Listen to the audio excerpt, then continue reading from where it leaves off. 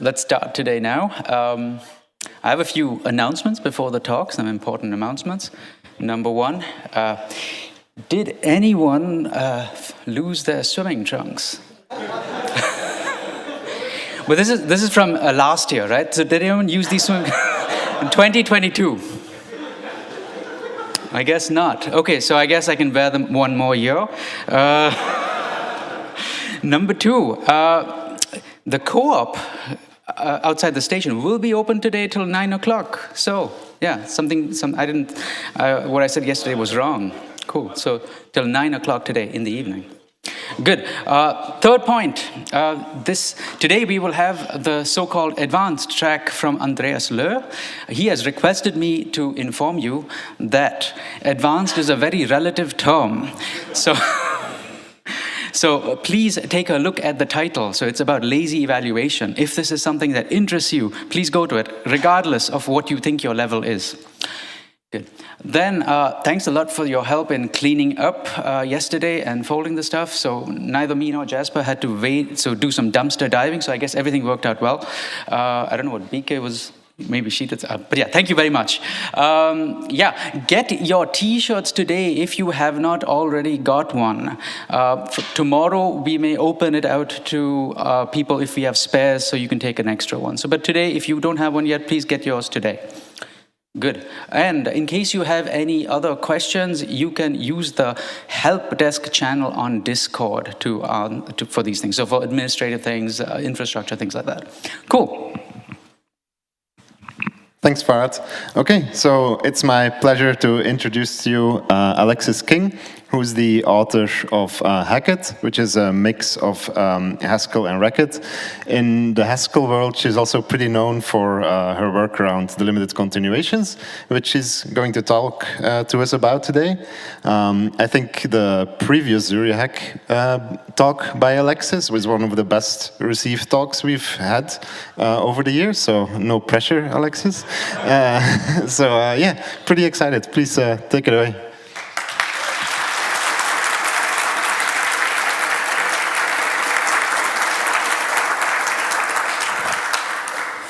All right, thank you.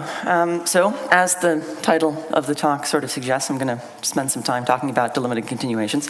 And I imagine most people in this room either have no idea what those are or have a very vague idea what those are. We'll get to that. But I just want to start with a little bit of history, because delimited continuations are not, by any stretch of the imagination, a new idea. In fact, they predate me by about 10 years. And there initially was just a huge amount of publications, largely in Scheme, also in a few other communities, but just a bunch of different presentations of sort of the same idea.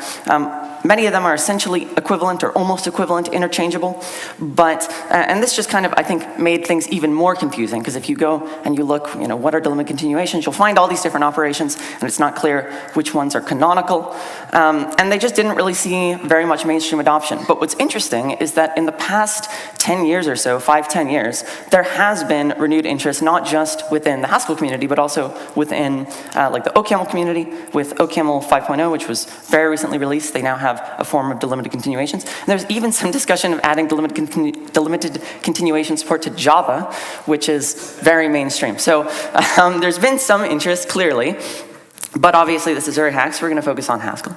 So just a little bit, just to give you a picture of the timeline here. So I initially proposed adding delimited continuations to the GHC runtime about 3 years ago. That proposal was accepted, and I sort of had a half-done implementation, but nobody was paying me to do this, so it was just something I was doing in my free time, so I didn't really work on it for quite a while. But last year, I started working at Tweag, and it's been really wonderful. I've been able to get paid to work on GHC, and I mostly haven't been doing this, but I did have the opportunity to finish it, and because of that, as of GHC 9.6, just a few months ago, we now have delimited continuations in GHC, which is very exciting.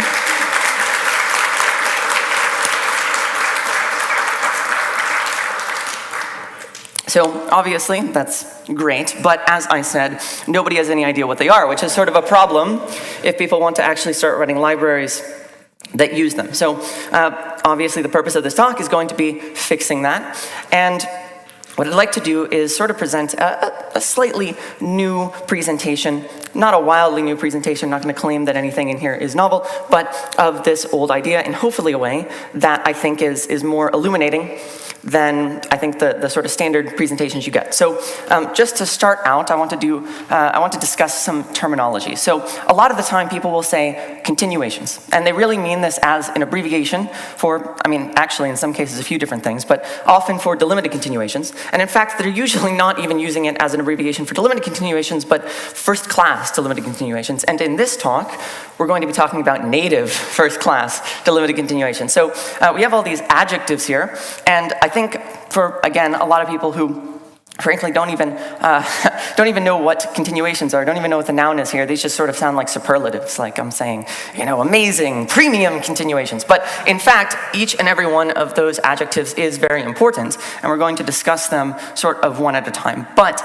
we are going to start by just talking about continuations. And I guess one of the things that I want to say is that it will turn out, as you'll see, that a lot of these concepts are, even though continuations have this reputation for this, you know, extremely expressive, extremely fancy, extremely mystical thing, they're actually really simple. A lot of these concepts are really simple. We'll get to the more complicated bits, but you know, if you're sitting there saying like, I just must not understand it because it seems so simple. In fact, it is that simple, so don't worry about it. All right, so I do want to start by clearing up a couple of sort of common misconceptions. So the first one is, believe it or not, continuations are not a language feature. If we're just talking about continuation, none of those adjectives, really they're a concept. Of course, this is very vague. So I think a good analogy to use here is the term scope or value. We would not say that values are a programming language feature. We might say that a particular type of value is a programming language feature. But value is just a term that we use to describe a thing in a programming language, which is, you know, a fully evaluated expression. And additionally, this concept applies to most programming languages. It's not a particularly exotic thing that only exists in some fancy languages. It really just kind of shows up everywhere, and in particular, it shows up when we're talking about evaluation. So we're going to spend a lot of time in this talk just looking at the evaluation of expressions and talking about how continuations come into play there. So I want to make this more concrete, and so I want to take a look at a simple example. Now, I want to preface this by saying that I am going to be using Haskell syntax, but continuations have, they're sort of fundamentally tied up in evaluation and evaluation order. And Haskell's lazy, so that makes this complicated. So for basically all the examples, we're going to assume a strict left to right evaluation order. So if we consider this just simple arithmetic expression, then we would start by reducing 1 plus 2. That obviously reduces to 3. Then we would reduce 3 plus 4, 7. 3 times 7, 21. Obviously, I don't think any of this is going to be particularly controversial. But the particular thing that I want to call attention to here is that at each step in this sort of sequence of reductions, we selected some sub-expression that, you know, was sort of the next thing to reduce, and then pulled it out, evaluated it, and substituted it back in. And that process, believe it or not, is going to be very, very important to talking about continuation. So I want to make this even more excruciatingly explicit and go back to the beginning and say, okay, so this is the sub-expression we're going to evaluate. And then we have this bit on the right here that is everything else. So we're literally splitting this apart, and when we split it apart, I've left this black circle here to represent, you can pronounce it as whole. So that's the whole that we've removed 1 plus 2 from. We're going to reduce 1 plus 2 to 3, and then we plug the reduced result back in place of that whole. And because we're going to be talking about this reduction process a lot, it's going to be very useful to have names for these two pieces here, the bits highlighted in red and the bits highlighted in green. So the bit highlighted in red, because that is the expression that we're reducing, it's the reducible expression, we're going to call that the redex, which is short for reducible expression. And that's not a term that I just made up, that's a standard term. But what do we call this bit in green on the right? Well, we could call it the context, that's a little bit vague. We could maybe call it the evaluation context, which is a little more precise, and people do call it that sometimes. But another way to think about it is that the bit in green describes how to continue evaluation of this expression after we have simplified the redex. And because the part in green describes how to continue evaluation, we call it the continuation. And yes, that's really it. That's what the continuation is. It's not a particularly fancy concept, just describes kind of everything that we have left to do. So I want to then sort of focus on the fact that, okay, continuation is a property that changes over the course of the program. So if we continue execution, now we can divide it up this way. Again, we have redx continuation. This time the continuation's on the left. It has changed, and we do the same process, substitute it back in.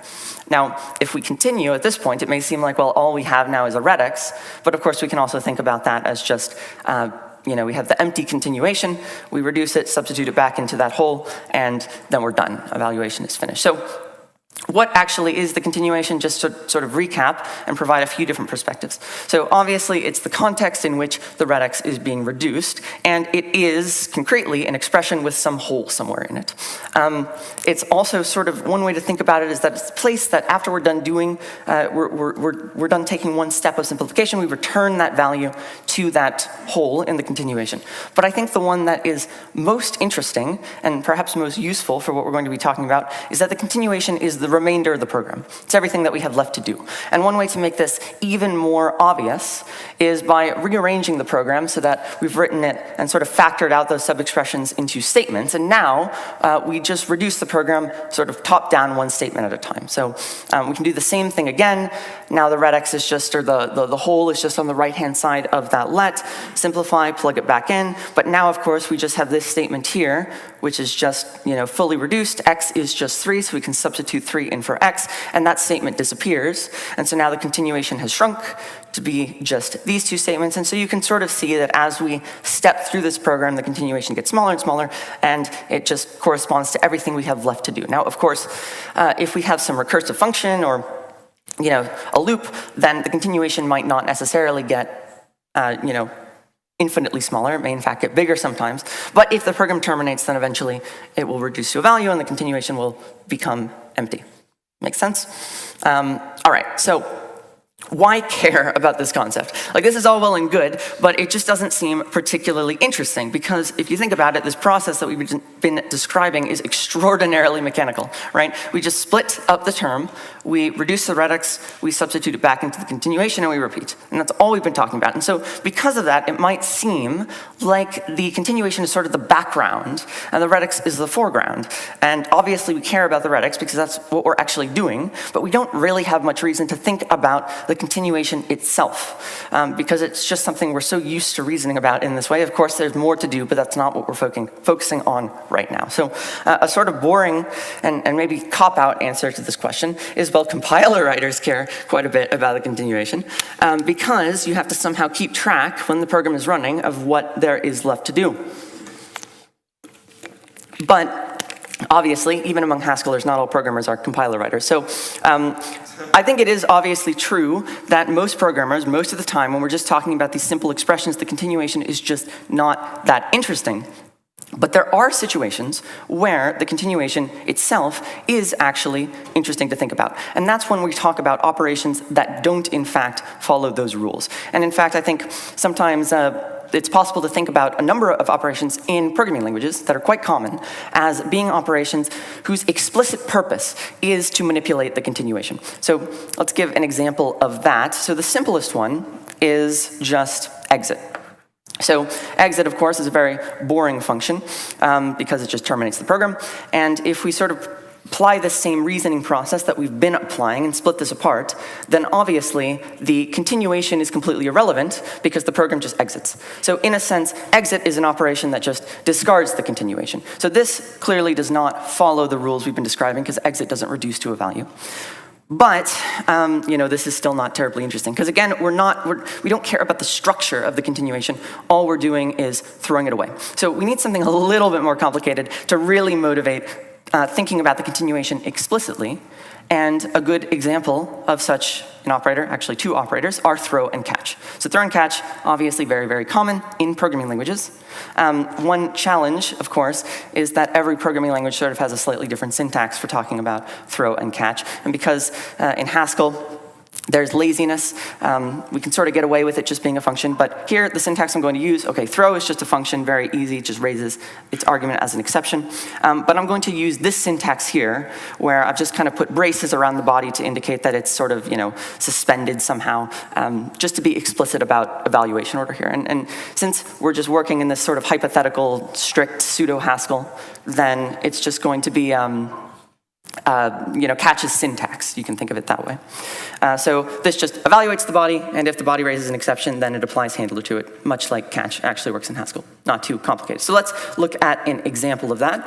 So here we have just, because this is a strict pseudo-Haskell, we don't have to write everything in monadic style, which I think actually makes these examples a little bit easier to read. And we can just do 1 plus catch. There's the body, and the body just immediately throws. So this is not a very exciting program because then that throw just gets caught immediately and is going to apply the handler to the thrown value. So of course, this then just reduces to 3 times 5, and then of course the rest of the reduction is entirely mechanical. Okay, everyone on the same page? Good. All right, so what if we apply this reasoning we've been applying to this program? So throw here is the regex, and everything else is the continuation. We can split this apart, and now the challenge that we have is that it's not immediately obvious how we combine these two things to get the next step in the reduction.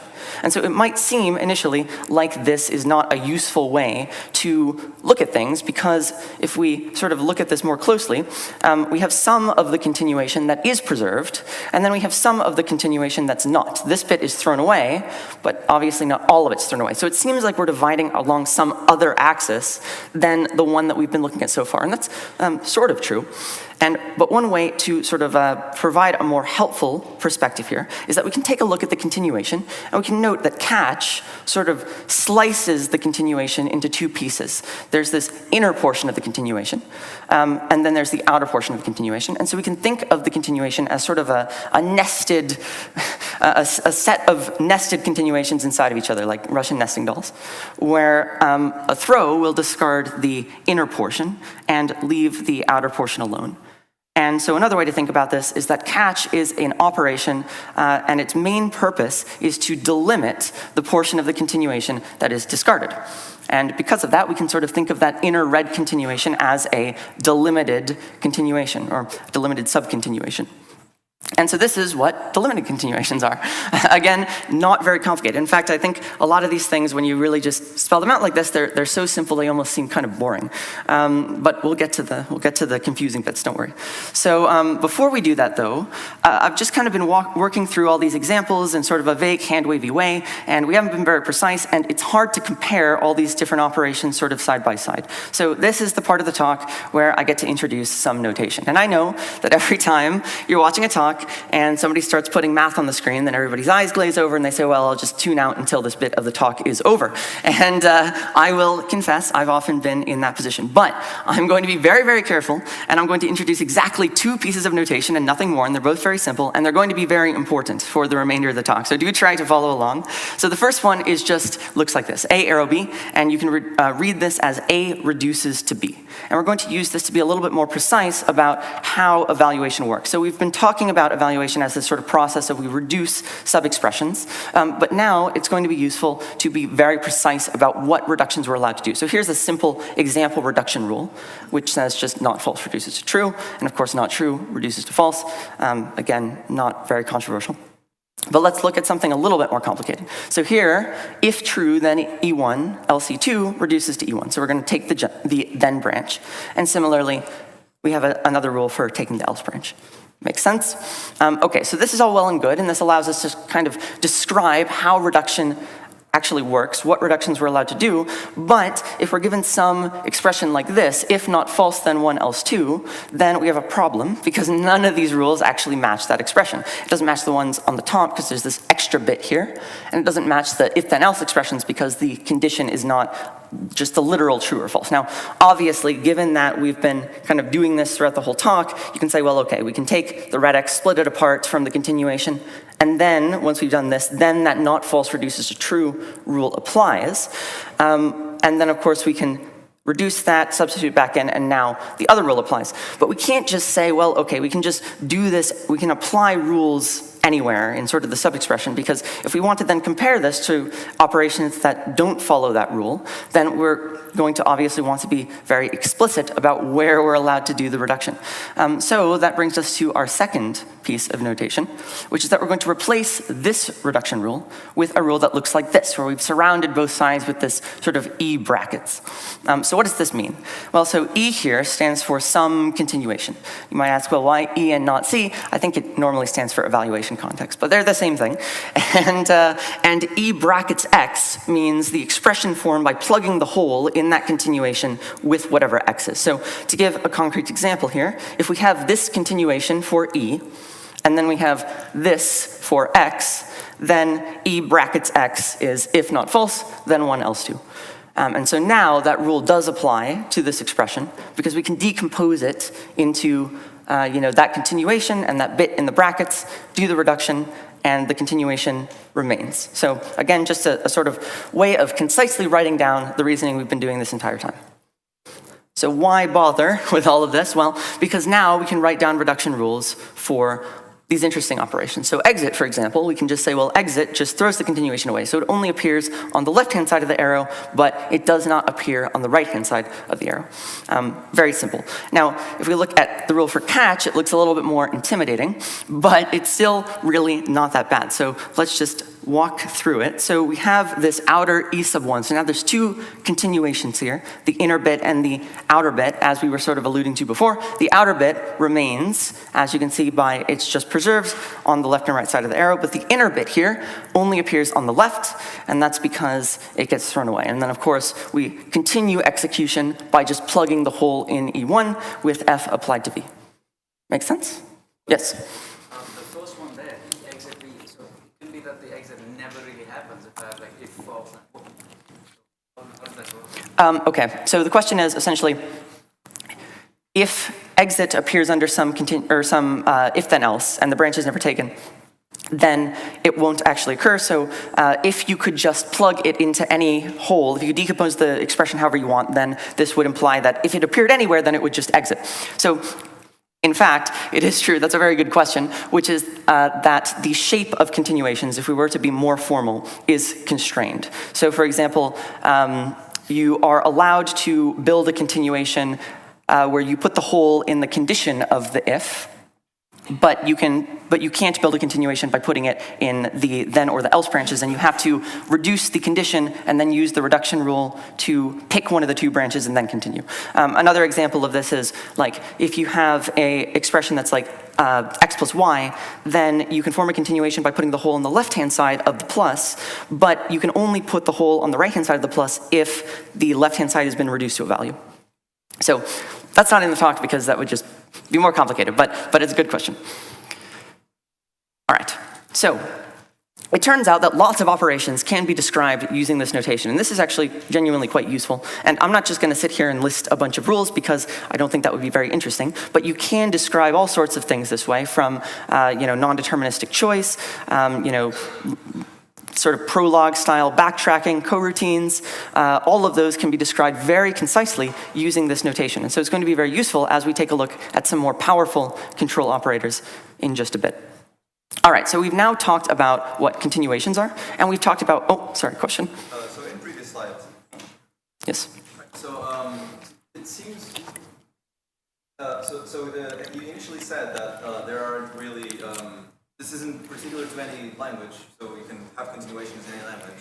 These are rules of the operational semantics of the language, right? Yes. So what gives, right? Okay, so the question is essentially, given that I said that these apply to any language, why am I now giving these like language-specific reduction rules? Well, I mean, it is true that I think these rules, in some form, with slight modifications, do apply to lots and lots of programming languages.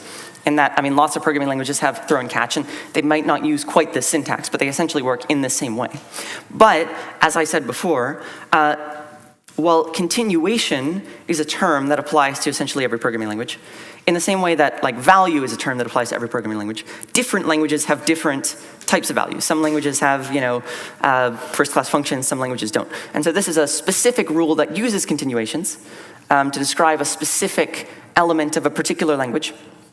But other languages might not have throw and catch, but you could still use continuation to talk about reduction of expressions in those languages. A situation where maybe you wouldn't have a well-defined notion of a continuation And there are some languages like that. If you have a language that doesn't have, it's just like a data language, right? If JSON doesn't have a notion of a continuation because there's no notion of evaluation. And in a language like Haskell that's lazy, then it's a little more complex. You could have some notion of it, but normally, we don't think about it that way. So the follow-up is, does Haskell have this particular operational semantics? So can we emulate this continuation thing through like other properties of Haskell? Well, so we can always embed a strict language into Haskell monadically, right? And I mean, that's like what we do with I/O. And that gives us a well-defined continuation, in that if you have like M bind K, then K is the continuation of M. But if we just have some, pure reduction, then there are still continuations, but they aren't well-defined to the programmer. So GHC picks some evaluation order, and of course they're more complicated because it's not just like, it's not as straightforward, and that things can bounce around, and it's more complicated. The notion still makes sense, but it's less useful to programmers. It's more useful to people working on GHC. Make sense? All right, great. So we talked about these two things, and again, I feel like these two things are not that complicated. There's some new ideas here, but they're really not particularly exciting. So now it's time to get fancy and talk about first-class delimited continuations. And I think this is, again, what most people think of when they talk about, continuations are these fancy, mystical, complicated things. Still not wildly crazy, but as we'll see, they can be a little bit more brain-bending. So first we have to answer the question of what actually makes something first-class. What does it mean to have first-class continuations? Well, we have lots of languages these days with first-class functions, which just means that a first-class function is just a function that is an ordinary value in your programming language. You can pass it to another function, you can store it in a data structure. It's just functions themselves are values. And so if we have first-class continuations, then that means that continuations are values in our programming language. But what does that actually mean? What we've been talking about so far are these continuations, which are sort of the syntactic aspect of evaluation, and it's not immediately obvious how we could take a continuation and represent it as a value. Of course, as it turns out, if we take a look at these just 3 random continuations, as you can see, they're just an expression with a hole again, and there's a fairly easy way to turn an expression with a hole into an expression, or in fact, into a value. Indeed. We can just replace each one of those holes with a variable, and then introduce a lambda to quantify over that variable, and now we just have a function of one argument. So really, continuations can be thought of as just functions of one argument, and a function of one argument that we've produced from a continuation is essentially what a first-class continuation is. Of course, this doesn't really answer the question of how do we obtain these things in the first place. So we need some operation in our language that allows us to basically, given a continuation during the evaluation of our program, reify it as one of these functions. And so the answer to this question, continuation reified as function. So traditionally, the operation that does this is termed callcc. This is a very old operation, and to be honest, I actually don't think it's a particularly useful one, but I feel like I have to mention it because it is something that shows up all the time. And it's short for call with current continuation, and it has this reduction rule. So again, it looks a little bit scary, but it's really not that bad. Here we have callcc is a function that accepts another function as an argument, and it applies that function to the current continuation e here, reified as a single argument function. So then it sort of makes sense why it's called call with current continuation, because we just take the current continuation and pass it as an argument to this function. Now, it's worth noting that the continuation still remains in place on the right-hand side of this arrow. So we've sort of duplicated it once we've reified it, and then once it also shows up still, as the continuation around the expression being reduced. And this is a little bit of a problem, because it means that every single time we apply this, we're just going to be duplicating, we're going to be growing the continuation. And so in practice, callcc doesn't work in this nice functional way that I'm describing. It actually sort of, when you apply that function, it's a special function that aborts the current continuation, throws it away, and then replaces it with the captured one. So it's kind of like goto in that way. It's sort of imperative, and that's more complicated to write down, so this is not like quite an accurate rule. But again, I think that callcc is sort of a confusing operation, and just for historical reasons, people often get introduced to it and they end up being confused. Another thing that is confusing about it is that we've been looking at these really nice, pretty little continuations, but of course in a real program it doesn't work like that. There's all this other stuff that happens at the end of your program. And if we just were to capture the entire continuation, then we'd also be capturing all this other stuff, which of course we don't really want to do. So how does this actually work? Well, normally you don't actually end up capturing all of that gunk. In fact, like if you're at a REPL, for example, and you are executing some expression, you capture the current continuation, then really that continuation should also include all of the code in GHCI that is implementing that. And so if you run that, then it should replace the current continuation, and when it's done, there's no REPL anymore, and that would be bad. So normally what happens in these old implementations, like scheme implementations that provided callcc, is they would actually only capture the continuation up to the REPL prompt. And if you're familiar with these sort of traditional operations for delimited first-class continuations, that's where the name of this prompt operation comes from, which is actually very confusing from a modern perspective, but it's a funny historical detail. So these are operations that allow us to capture just a portion of the continuation, and so they're going to be a little bit more useful than callcc. So this is the reduction rule, which again now looks even scarier than the ones we've looked at so far, but still not so bad, because these are actually kind of similar to throw and catch in a way. So like with throw and catch, we have some outer bit of the continuation that just remains unchanged, and then we have an inner bit of the continuation that's sort of delimited by this prompt operator. But unlike with throw and catch, we don't just throw away E2, we preserve it, reify it as a function on the right-hand side, and we apply F to it, which is the argument to this control operation. So what does this actually look like in practice? Well, let's take a look at an example. So here we have some expression that uses prompt and control. The outer bit of the continuation is this 1+ bit, the inner bit is this 2× bit, and this is the sort of handler function that receives the continuation. So we can split this expression into those three pieces, and we're sort of turning the second two inside out in a way, where we're taking that red bit, that 2× whole continuation, reifying as a function, and pushing it inside of that expression in blue. And now, of course, this is just a totally ordinary function. So we now just have k applied to 3 plus k applied to 5. We bring back the outer continuation that remains unchanged, and now we just have an ordinary Haskell expression, pseudo-Haskell expression, that we can reduce as normal. So if we then step through this, then we just apply, we double 3 and double 5, and then we reduce those to 6 and 10, and everything reduces as normal. So all that happens, all of the magic, is just in that process of we replace the prompt with that function applied to that reified continuation.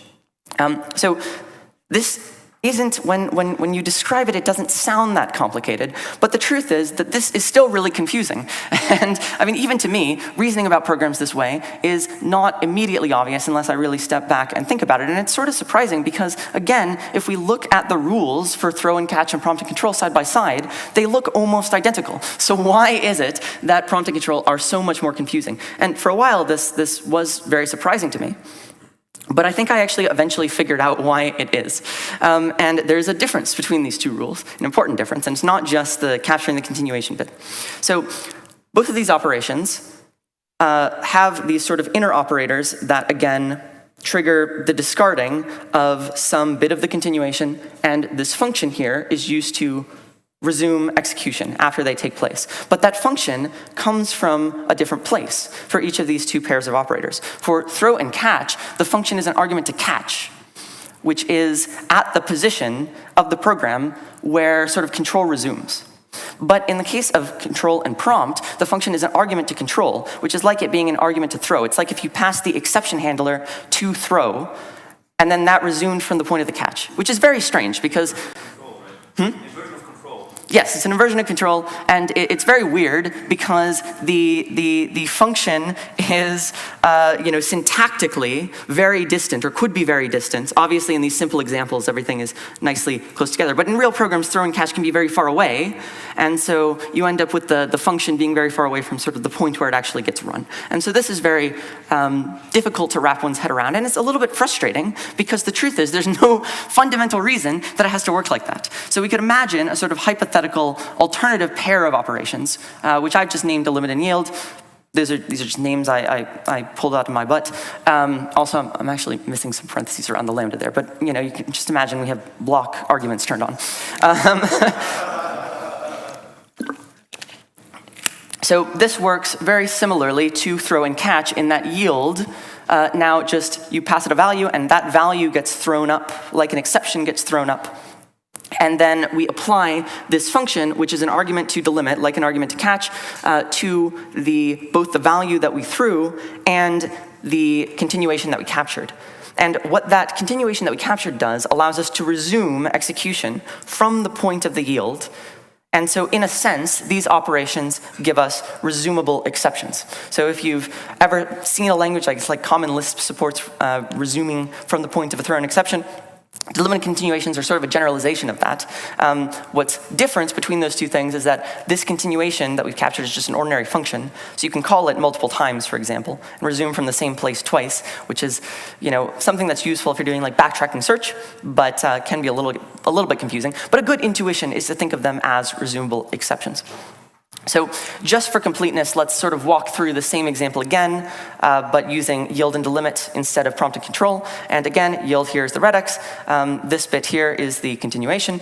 We are going to be passing the resumption in for k, and here I'm just yielding unit because that's not really what this example is about. But obviously in a real program, you could be yielding something more interesting. And so then again, we have these two bits of the continuation. We can split everything up, put them back together, and now we have exactly the same thing that we had before. So the only difference here is the syntactic location of that function. Somewhat naive question, but are delimit and yield expressible in terms of prompt and control? Great question.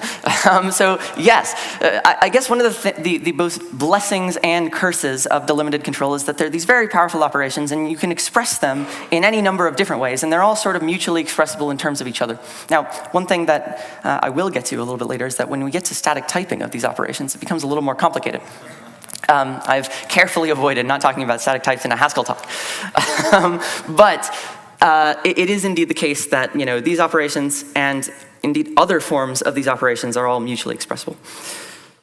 So that brings me to the question of why do we use prompt and control over something like delimit and yield? Why does this show up all the time? And prompt and control are actually very similar to shift and reset, which I think are probably a little bit more familiar to Haskell programmers, which are also almost identical to prompt and control. Very, very minor difference.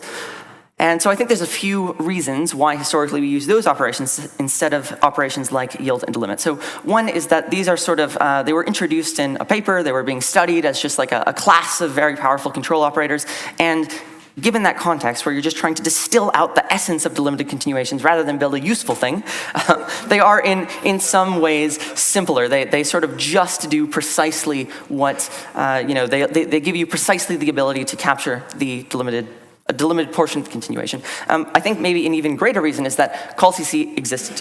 And callcc works this way because, again, it just left the continuation in place, and so prompt and control are similar to callcc. I don't think this is a great reason, but it is a reason.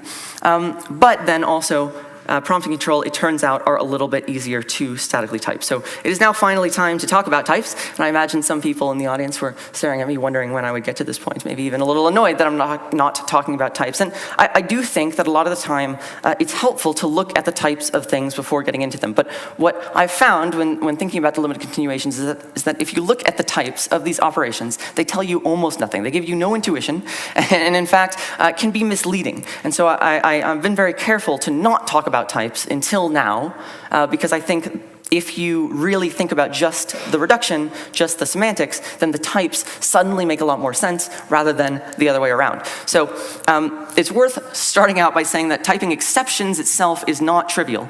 So we should expect that there's a little bit of challenge here. So if we just think about the type of throw, a lot of the time languages will just say, well, there's some exception type that we're throwing, and then they just return anything. Of course, in Haskell, we do this with type plus constraints, but there's some dynamic typing here in that, we have to essentially use the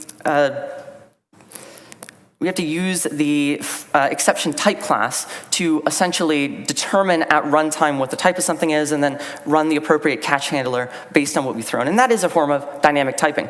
So already, this is not fully statically typed. Returning, anything is not too challenging because that can just be universally quantified. And then the type of catch, it returns some B, so the body has type B, and the handler has type, it receives the exception, and then returns B. And at this point, this is where the dynamic typing shows up, because we have to know which handler to actually call.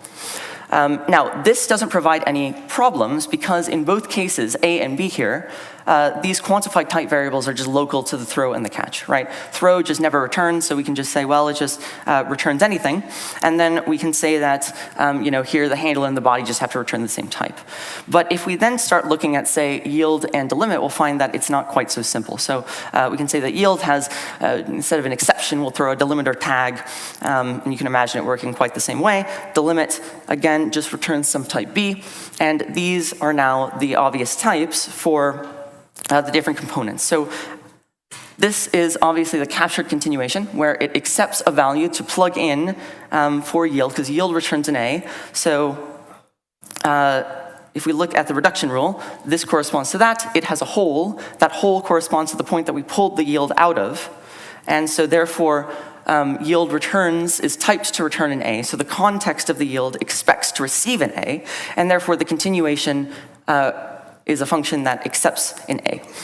And similarly, then the B just works as it did for throw and catch, where this is just the type of, the delimiter. And because the continuation is, in this particular case, because the continuation in this particular case corresponds to that E2, corresponds to that E2, then that's what the delimiter is expecting to receive, and therefore the result of that continuation is going to be B. Now, there's a problem with this, which is that now we have this A that snuck into the type of handler. And that's a problem because it's universally quantified in the type of yield. So in a sense, this A is sort of out of scope. And we would need some additional mechanism to connect that A in yield with the A in handler. And in fact, one other problem with this is that if the yield is used in two different places, where one use of yield is used in a place that expects an integer and one is used in a place that expects a string, then that would mean that we have two different A's. And it's not entirely clear, maybe we could say, well, every yield for a given handler only has to be used in a place that expects the same exact type, but in general, that's sort of restricting the system a little bit, so maybe that's not a good design. So if we look at prompt and control, we have something that's sort of a similar problem, but kind of in reverse. So here, I'm just going to use B to be the return type of prompt, just to be consistent with the previous examples. And now we have this familiar type for control that many of you may have remembered seeing at some point, which is very confusing. But again, if we look at the type, or if we look at the reduction rule, then it makes sense, because this bit corresponds to the captured continuation. It's that A to B function that we saw before. And it accepts an A. But now, because control is in the position of yield, the control operation itself returns that A. And the B corresponds to the type expected at the return of prompt, or the return of E2. Now, you'll notice that at this point, we sort of have the opposite problem that we had with yield and delimit, because now B is something that comes from the location of the prompt, but it also has to show up in control. So it seems like we can move the problem between these two things, but we can't really get rid of it. But as it turns out, it is easier to solve the problem with these operations, which is why I think we see them more often. So first of all, does all this make sense? I know that this is like the most confusing part of this talk, but hopefully, all right, all good. So, One question too, one slide back. Yes. The delimiter tag is just a way of associating the yield with the handler, right? Yeah, well, so you can, so it's like the thrown exception. Repeat that question. So the delimiter tag is just a way of associating the delimiter tag with the handler. That's yield with the handler. Yield with the handler. So yes, you can think of it as it's the value that's thrown to the handler, like an exception is. But as with exceptions where we can sort of use that to pick a particular handler, you can imagine that also being the same. And this is maybe not a particularly great name. It's just a name I came up with. Yes? But could you not have it say the delimiter tag with the type so that you can connect it? Indeed. Well, that's where we're about to go. It turns out that if you try to work through this process for yield and delimit, what you'll discover is you will invent algebraic effects. And this is not a talk about algebraic effects. So if you'd like to sort of see a worked presentation of that on operations that look like this, then there's a wealth of algebraic effects literature out there about it. And indeed, I actually think it's useful to think of algebraic effects as sort of a nice typed API to delimited continuations. And I think that actually the challenge of doing that is one of the reasons that they didn't see adoption for a long time, and now we have algebraic effects, and so people are interested in them. Yes? Why is it that the F is negative? Why can't that be part of the E? Why is it that, sorry, why is it that the F is? Why can't F be part of the E1? Like this F? Yeah, so then just always Well, why couldn't it just be part of the E1? Well, because it would be like in the case of having catch, there's the bit in E1 that continues, but then you also want to do something else when an exception gets raised. catch makes sense, but the other three doesn't. Yeah, I mean, you could have that, like, in Haskell we have an operation called try, which just returns an either, instead of having an explicit handler. And you could, encode this in the same way, where instead of having the f be an argument to delimit, you could just make this return either the returned result, or either on the right the returned result, or on the left a tuple of the continuation. And that might also be challenging to type for other reasons, but you could you could certainly express it that way. And again, this is one of the reasons that I think delimited continuations have become so mystical, is that there's like a million different ways to encode them, and nobody does it quite the same way. All right. So going back to here, if we want to come up with static types for these operations, we can introduce tagged prompts, which is sort of like, with throw and catch, where you can introduce, or you can have different types of exceptions that say, like, I want to only catch, or I want to throw an exception that's only caught by a particular catch handler. We can introduce the same basic idea for prompt and control, but we're going to do it in a slightly different way, just to make it both a little bit simpler, a little more explicit, and to remove the dynamic typing, or at least to replace the dynamic typing with a sort of more explicit check. So we introduce this new operation, new prompt tag, and in Haskell this would be, IO prompt tag B, which is indeed what we have. But here in pseudo Haskell, we're just going to make it a function, a nullary function, takes a unit, and it just produces, it's like a unique. It can only be compared for identity, but it's indexed by this type B. So then when we have the prompt here, which now accepts a tag, and the control operation, which also accepts a tag, then now we still have this continuation, but this argument, or this type argument B, now connects all of these different types together. And so the prompt tag itself is it serves two functions. One, as an argument to prompt and control, those tags have to be the same in order for the control to abort to that prompt. But then additionally, it serves as a witness that connects the expected type from that prompt down to the type of the continuation in control. So it just sort of is a dynamic value that allows that type information to flow down to the location where we use control. Does that make sense? Yes? Why do you have to make the tag first? Prompt. What is the lambda that tag and then it's magic stuff? That's a great question, and in fact, I gave this talk, or a slightly modified version of this talk at Lambda Days 5 days ago, and Simon asked me precisely that question. Yes, I can repeat the question. So why is new prompt tag a separate operation, rather than just making prompt accept a lambda that receives the prompt tag? So basically, prompt also generates a tag that allows you to abort to precisely that location. So I think you could do that, and certainly, actually, it was funny that Simon asked me that question because he's a co-author on a paper that presents a design that works exactly that way. But I think that this approach is actually kind of nice, both because it separates out the generation, this identity, synthesizing a new prompt tag, and then you can use that prompt tag and associate it with multiple, with multiple prompts. So in the same way that you might have multiple handlers that catch the same type of exception, you can have multiple prompts that sort of capture uses of control using the same tag. Another reason for this is that if you wanted to sort of really just prevent those prompt tags from just being returned and leaving the scope of the prompt, then you'd have to have some ST-like higher rank polymorphism in there, and that just makes the types more complicated. And there's really no reason to do that, right? It's just a pointer comparison, essentially. It just exists to have identity, and we can just have them be these distinct values.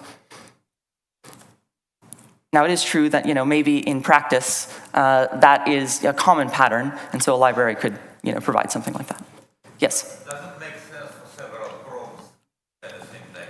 Well, you'll note that I haven't actually really described any of the applications of these operators in too much detail, but I think it does, because if you think about algebraic effect systems, which are sort of used to model the same sorts of things that we model with monad transformers in Haskell, you might have multiple state effects, or you might have multiple error effects, and in that case, you want the sort of more local one to win. A good example is that if you're actually implementing exceptions using prompt tags, or using control and prompt, which you can do, then you might want to have two nested exception handlers, where one is sort of a local exception handler, one of them is a more global one, and in that case, you can, it's useful to have them share the same prompt tag, because in that case, then, they can, just depending on whether the local one is present, then it will capture that use of control, and then if it's not there, then the outer one will. So, you don't have to do this, but it simplifies the system, I think, in a way that makes things a little bit easier to reason about as just, like a distillation of the system. All right, so we have now talked about continuations, delimited continuations, and first-class continuations. I'm not going to spend much more time talking about, here's all the fancy things you can do with first-class continuations, because again, I feel like Haskell programmers are actually probably most equipped to already know that there are nice, useful things you can do with these, like implementing, exceptions, state. You can use it to implement coroutines. You can use them to implement, like logic T-like things. But this raises the question of why would you want to do this with delimited continuations, given that we already have monad transformers to do it? And the answer is essentially just performance, but that raises the question of how do we actually implement these things? And that brings us to this last point, which are native first-class continuations. So it might seem like this is a complicated thing to implement because, again, we're taking a portion of the executing program, reifying it as a function, which, again, we've just been talking about in this syntactic way, but that sounds really complicated, and it seems really slow. And one thing that we could do is we could use continuation passing style, which is, if you use some kind of CPS monad, then you can explicitly thread the continuation through the computation as a lambda, and then you can just at any point say, well, give it, hand me that lambda. And so there are monads that have implemented this in the past, and so technically, the work that I did recently did not bring delimited continuations to Haskell because you could always have used delimited continuations. But this is fairly slow, or it can have significant overhead, and if you're interested, I gave a talk about that 3 years ago at ZuriHac, and you can watch that talk. So a nicer way to do it is to bake them into the runtime, because surprisingly, despite this being a super high-level idea, there's actually a really efficient implementation that's not very complicated of delimited continuations. So in order to understand what that looks like, we can take a look at just some hypothetical continuation here, and there's another way to look at it, which is like this. We can divide it into a sequence of nested continuations like we did before, but now they're sort of minimal in that you can't divide each of these anymore, right? They're sort of the smallest sliver of a continuation, and they're all nested inside of each other. And we can call these individual sort of continuation slices a continuation frame. So any continuation can be decomposed into a sequence of nested continuation frames. And what does this look like? Stack.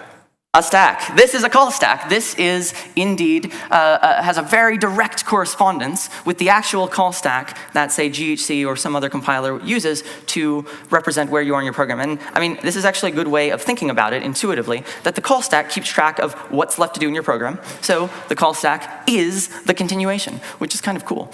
So if we imagine some kind of like abstract machine, and now we're going to, for the first time in this talk about some actual operational details of some machine here, where the redx is this control operation, and the stack looks like this, then what actually happens? All we have to do is walk the stack to find the prompt. So we'll start with this frame, say that's not the prompt, look at this frame, that's not the prompt. Here we found the prompt, and so now these frames highlighted in red, all we have to do is copy them into the heap.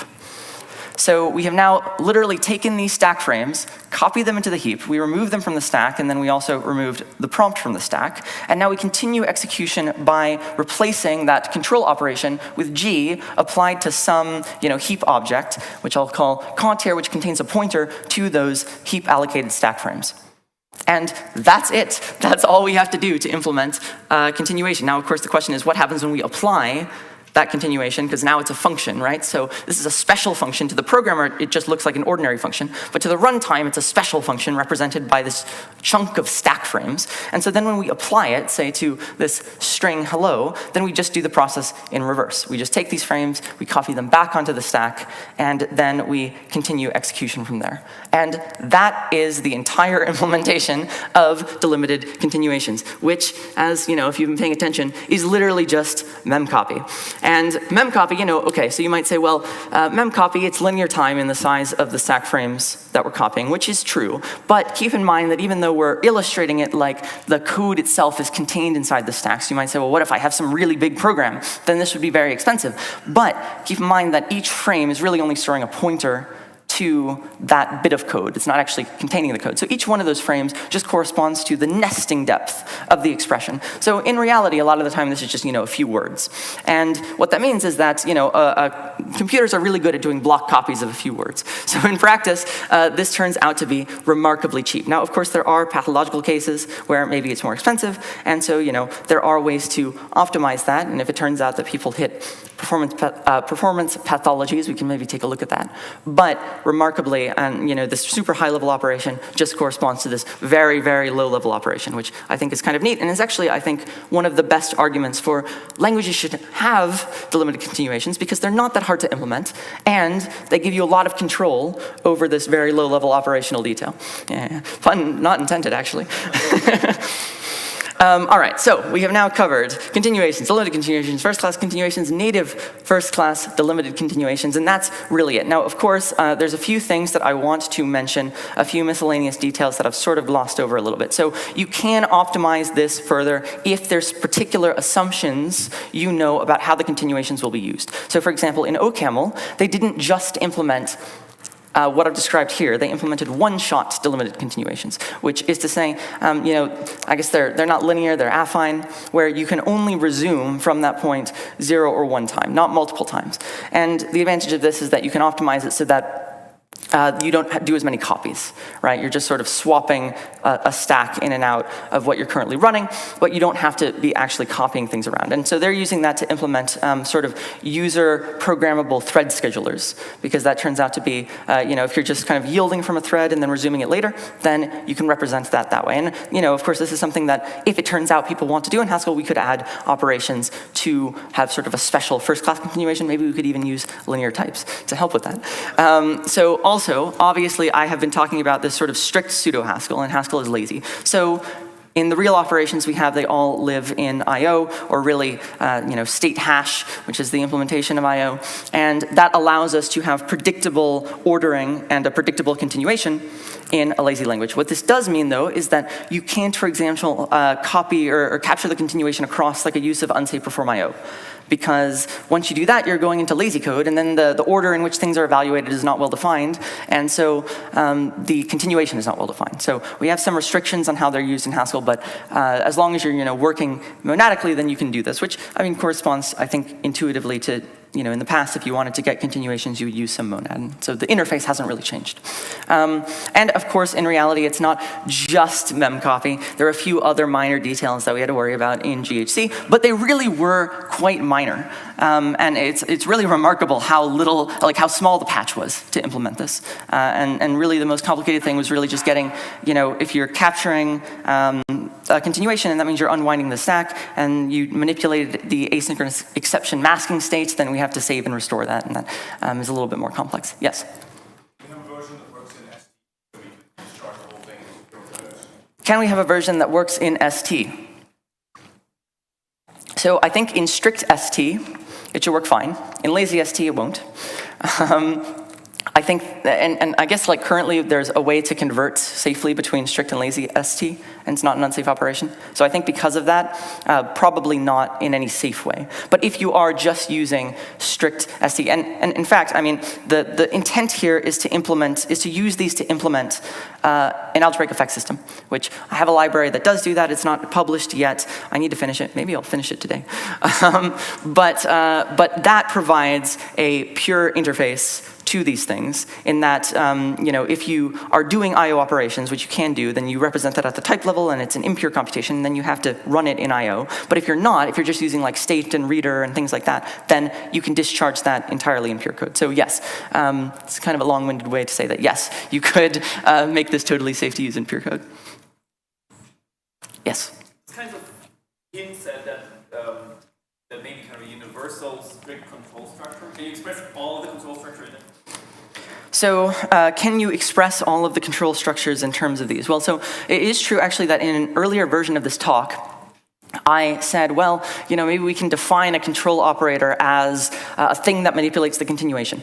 But I thought about that a little bit more, and then I thought, well, like if then else is a control operator, and it doesn't manipulate the continuation. So I think maybe like there are certainly a lot of control operators that can be expressed this way, but there are also control operators that can't. Like you could imagine a really strange and exotic operation that say like if you have some reactive programming language, like synchronous reactive programming language like strl, where evaluation works in a different way, then you couldn't encode something like that using these. So it is very expressive. You can encode lots and lots of things into it. And certainly, I guess one answer to your question is that there is a very well-known correspondence between monads and delimited continuations, in that you can, anything that you can express using monads, you can also express in terms of delimited continuations and vice versa, with just local transformations between the two. So basically, if you can express it in a monad, then you can express it this way. So it really is just like for Haskell, it really is just an implementation improvement.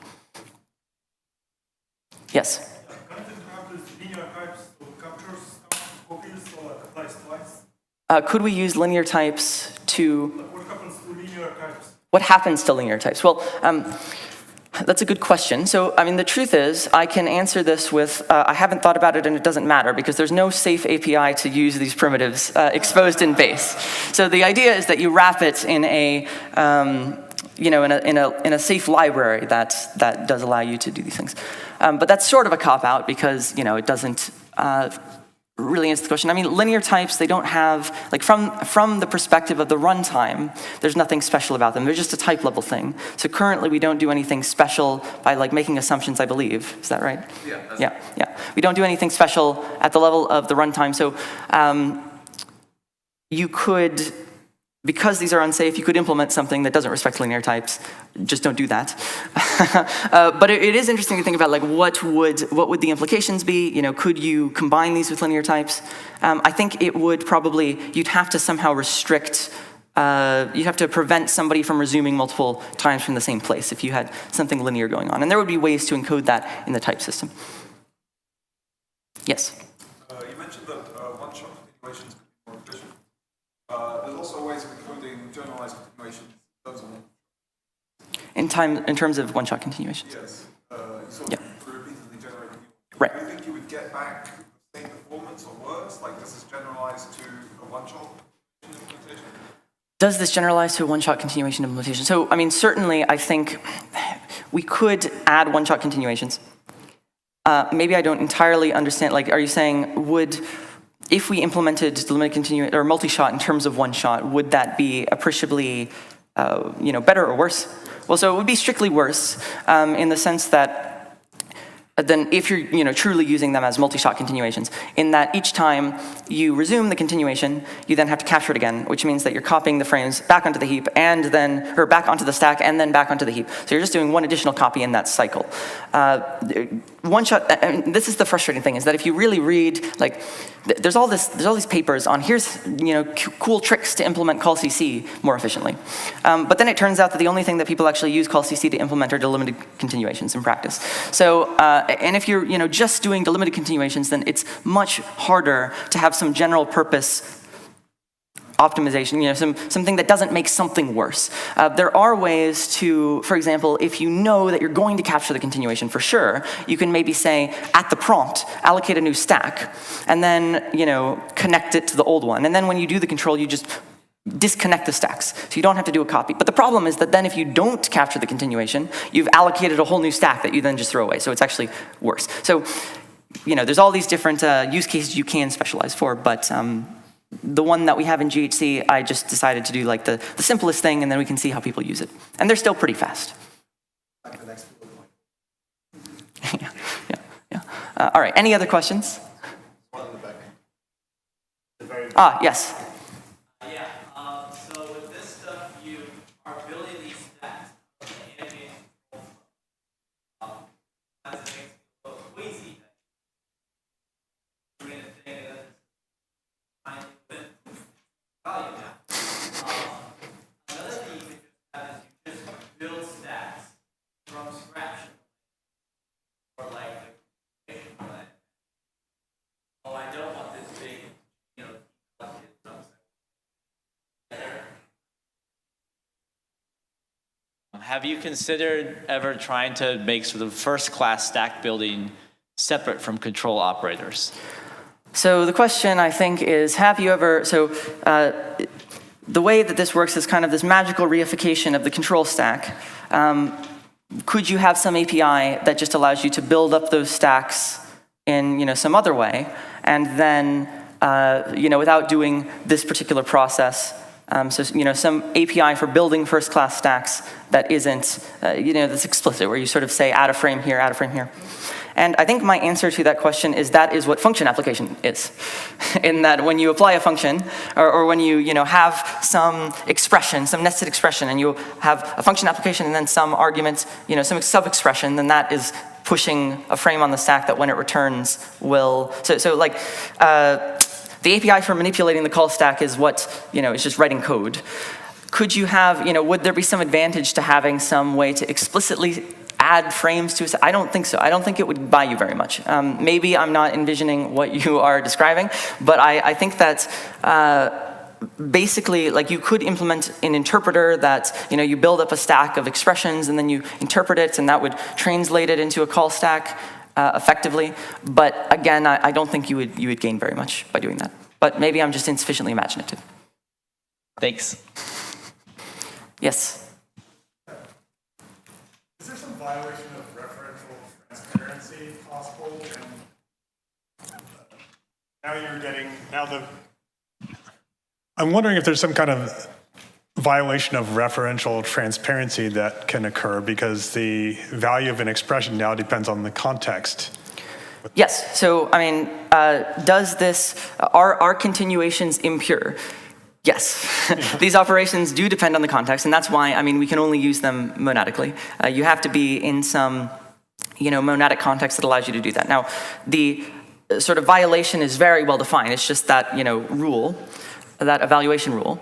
And in practice, because you don't care that much about the actual structure of the computation, so I guess here's the thing. If your computation, all it does is capture the continuation, then the order of evaluation, relatively speaking, between, two statements in a monad doesn't matter because, aside from the data dependencies inherent in your program.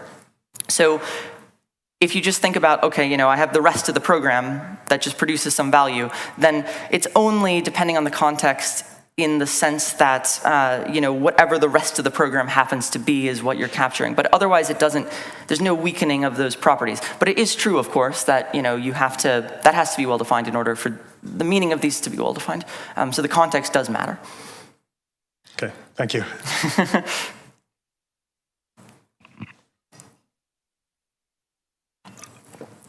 Over there. Yes?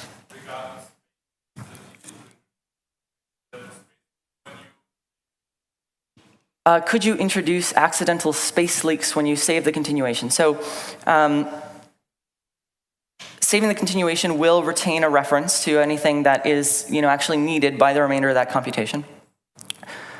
There is actually, I guess, an interesting parallel between that and, say, when you have a thunk that's being evaluated, and an asynchronous exception is delivered, then GHC will suspend the evaluation of that thunk in much the same way, actually. It will copy the stack that was being used to evaluate that thunk onto the heap. And then when it is resumed, or some other thread forces it, then it'll continue from there. So all of that work that was being used by that thunk will be saved, and if that thunk is never forced, then it will all be retained. And the same thing is true for a continuation. But if all of that is stored by the continuation itself. So if you're retaining the continuation for too long, then sure, you could leak all of the resources needed by that continuation, but it's not, there's nothing different between that and storing like a reference to a closure, a function closure, right? The function closure also has to keep references to all the things it needs. So it works in essentially the same way. There's no difference.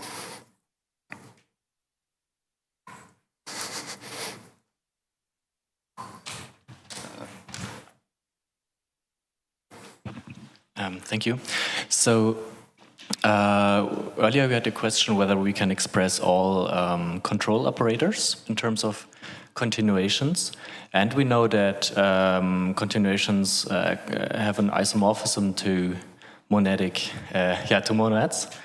And I have a hard time imagining that there's a control operator that can't be expressed as a at least really stupid monad, right? Well, I mean, okay.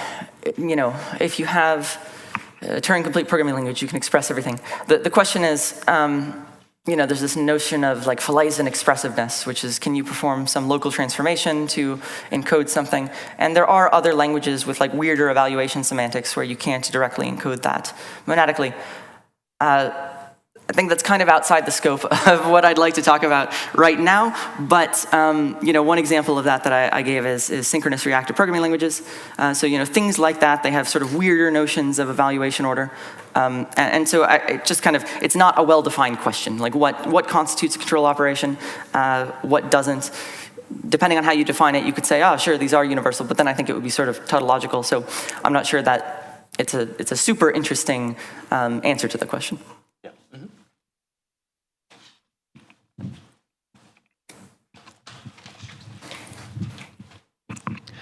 So despite how simple it is to actually implement this thing, GC didn't get delimited continuations like you described until 9.6. In your opinion, what took so long? What took so long? Well, I think, honestly, so as nice as these are for implementing certain things, they're also not like, we can do them in Haskell monadically, right? Using monad transformers or by implementing a delimited continuation monad in GHC with CPS. So I think given that people were not, have not been wildly using the delimited continuation monads that already exist, this suggests that maybe it's not, a super important, super critical feature. And we were able to get a lot of the same benefits in Haskell, whereas other languages might not because they don't, use monads in this way. So I think maybe in the case of GHC, people didn't see the need for it, and also there's just not that much knowledge within the GHC community about continuations, how to implement them, what they are, and so I think it just kind of took somebody saying, well, let's do it, and then it wasn't particularly controversial, but nobody had just said, well, let's do it. So not any particularly deep reason, I think. Could you say something about your plans for algebraic effects and how it depends on this? Something about my plans as to algebraic effects. So I have a library on GitHub, it's called EFF, that is not quite done. It's not released on Hackage. It's existed for a number of years. That was the original motivation for doing this. I would like to finish it. I think that it provides a nicer semantics for certain things than other effect systems that already exist, but I'm also very reluctant to add to the ecosystem fragmentation problem that sort of is already there because we have, a million effect systems already in Haskell, so I'm very cautious about that. But I would like to do that, and I do think that, libraries can use these primitives and get nicer performance for those things, and so maybe at this point, I need to go back and take a look at some of the more recent effect systems that have been developed, and maybe we can, PR a more efficient implementation and keep the API. I'll see, I'm not sure. Let's do one more question. Did I understand correctly that you previously said that there's no safe way to use the native primitives? So there is no safe API in base currently exposed. Okay. We could... But then what I don't understand is we already have the delimited continuation monad, Yes. and that one is safe to use. Yes. Isn't it the same semantic? So the answer, I mean, that's a very good question. So we could expose an API in base if we wanted to, or somewhere else that provided that same API using these primitives, and it would be totally safe. However, what I found when I was implementing the algebraic effects library is that I wanted to do things, and I wanted more control over that anyway, because basically any typed API or any typed restriction you give does to some extent restrict how you can use them. And it's not clear to me, or at least it wasn't clear to me, that given that we don't have a ton of users of that API already, it's not clear to me that that would be all that useful. And it would be a maintenance burden to then say, okay, because base has very strong backwards compatibility guarantees. It's kind of a headache to change things, and it's not clear to me that it would be worth it. Because again, the compelling use case here was for implementing algebraic effect systems. That would not be an algebraic effect system. I probably wouldn't use that to implement an algebraic effect system. So if it turns out that people are really excited to use the delimited continuation monad API, then absolutely we can package it up that way. It's just not something that we've done so far. And I guess one other thing I'll say is that the unsafety here is mostly just that it runs in like I/O. Why don't we expose it in I/O? Because of the fact that if you have some existing I/O code, it's not going to handle reentrancy. So if you have some code that opens a file using with file or whatever, and it uses brackets, and so it expects a resource to be reliably deallocated when control leaves that, and then you capture the continuation and suspend the computation, then who knows whether or not that code wants the file to be closed or it wants it to stay open until continuation resumes. So it's easier to just say, well, I/O code does not get to use this, and you have to introduce some other thing that is for new code that does take on the obligations of worrying about those things. But otherwise, there's not any deep unsafety there. It's just that sort of logical unsafety. It's not going to compromise aspects of the runtime. All right, I'll wrap this up because we're over time now by about 20 minutes. So I was just going to say we also lack continuation benchmarks. So as people start using this, it will be really great to hopefully accumulate some benchmarks and test cases so that we can actually see, well, are these performing as well as we'd like? And I guess one last final point is that reduction semantics are really wonderful. This way of reasoning about programs as just a sequence of reductions, because we were able to talk about all of these things without, except at the very end, talking about like a machine with a heap and a stack. We could talk about very, very complex things just in terms of the source code of a program, which means that in those sort of sequences of reduction, you could take any intermediate step, and that's a program, and you could resume from there. And so this is, it's a nice way of reasoning about lots of things, including continuations, and I think that people don't talk about it enough. So wanted to mention it, and you can, look up reduction semantics or small step operational semantics if you want to learn more. This is not that important. I'm going to skip it. So recap, it's just continuations show up when we talk about evaluation. There's operations like catch that delimit it. First-class continuations let us reify it. And this has a remarkably efficient implementation, which is why it's really great that we have delimited continuations now. And that's it. Thank you.